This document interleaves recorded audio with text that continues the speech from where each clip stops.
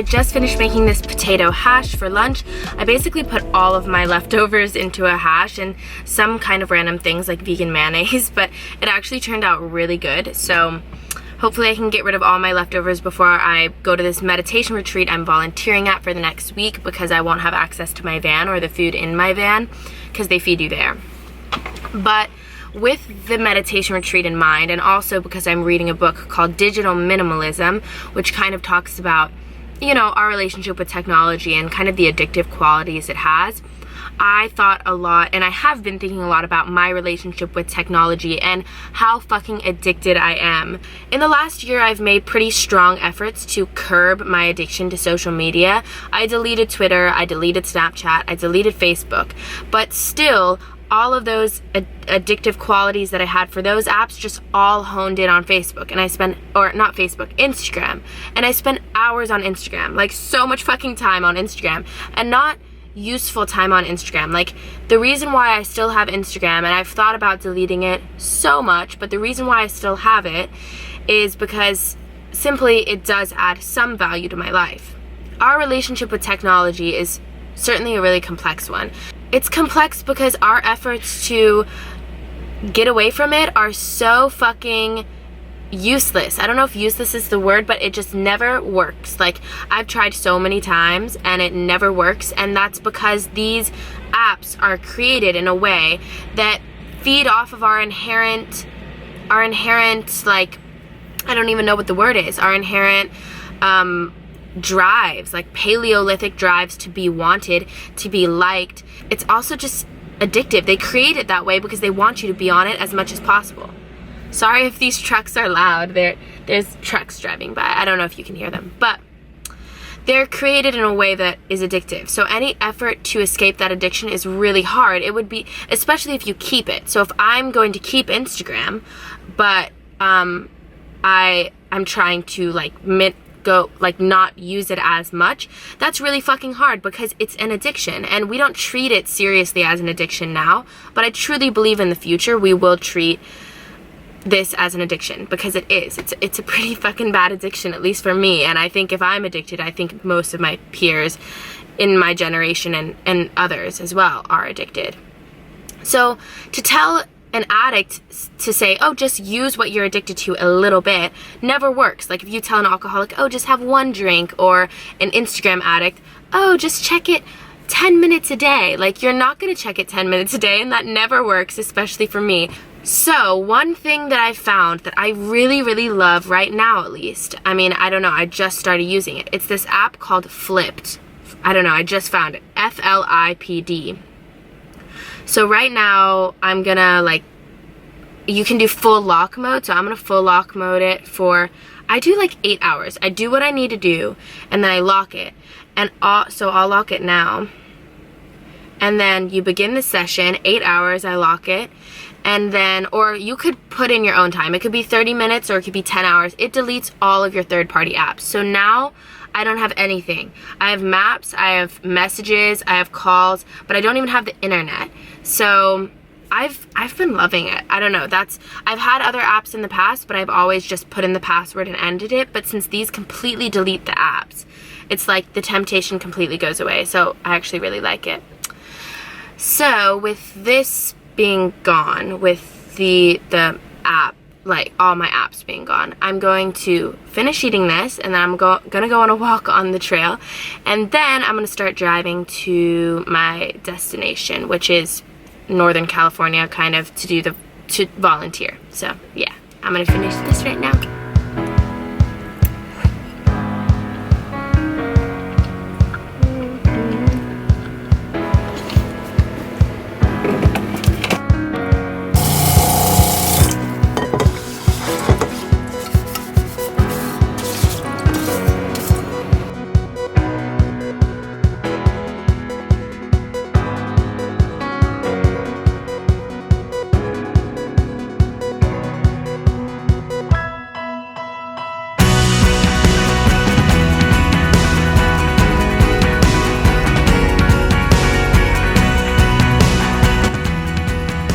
So I'm currently writing some notes from Digital Minimalism, and some of them that stood out is a lot pertaining to do with solitude and how the digital life and digital media, Instagram, social media, stuff like that, takes us away from solitude. And we're living in a state of constant stimulation now where most of us don't experience solitude. And I mean like real solitude, where you're not on your phone and you're not even reading. You're not even like, yeah, you're not reading, you're not writing, you're not doing anything except sitting, essentially meditating. But it doesn't even have to be that. It could just be sitting, and like that used to be something very prevalent before social media took over. And now my generation, I would presume that most of us get none of that, like zero, unless you're very intentional about it.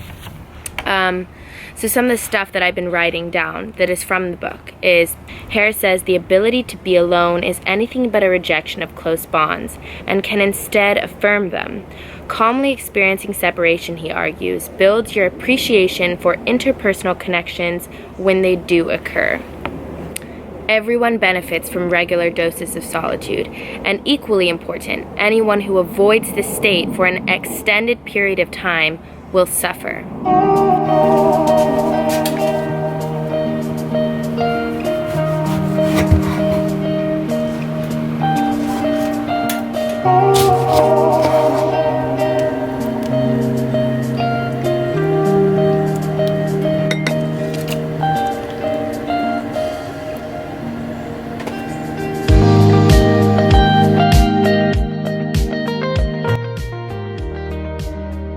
Alright, so I was driving to the meditation retreat that I'm volunteering at, and I found a good stop-off location to spend the night. There's a nice little view of the mountains in the background, so I think I'm gonna get everything together to start going to sleep. And this spot is kind of nice because I have no service here, so there's nothing to even tempt me. But it's funny because I do notice that if I don't use the app to make the if I don't use the flipped app that makes all the apps disappear, I will try to check Instagram or something, and if I don't have service, it just won't work, but I'll try to do that so many times.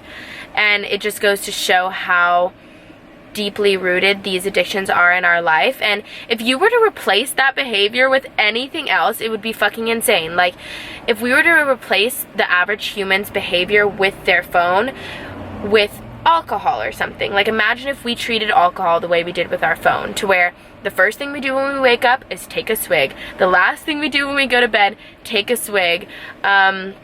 I don't know, like, we have to bring the handle everywhere we go. If we don't, not even if we're just leaving for lunch or something, we can't leave our phone in the car. Imagine if you did that with the handle of a bottle of alcohol or any other substance for that matter. It's such a deeply rooted addiction, and we use justifications in our mind, like, oh, well, I need my phone to do this or that, but in reality it's really not true. Like, we can find alternatives. Although there are some things that it makes it easier, we can find alternatives for a lot of the things we do on our phone. So yeah, it's just something that I've really been reflecting on, and I've really realized how bad it is, how bad my addiction is, how bad most people's addiction is, and me trying to reduce my use of it is really putting into perspective how bad it is, and how powerless I am to it in a sense. So yeah, I hope this gave you guys some things to think about, and maybe you'll try out the app for yourself, see if you like it. If you guys have any tips for me to how you guys have reduced your use of social media, that would be awesome. And let me know if you guys like the app, because so far I've been liking it, but we'll see how that goes on in the future, and if it will continue to help. Anyways, thank you guys for watching, and I'll see you guys in the next video. Bye!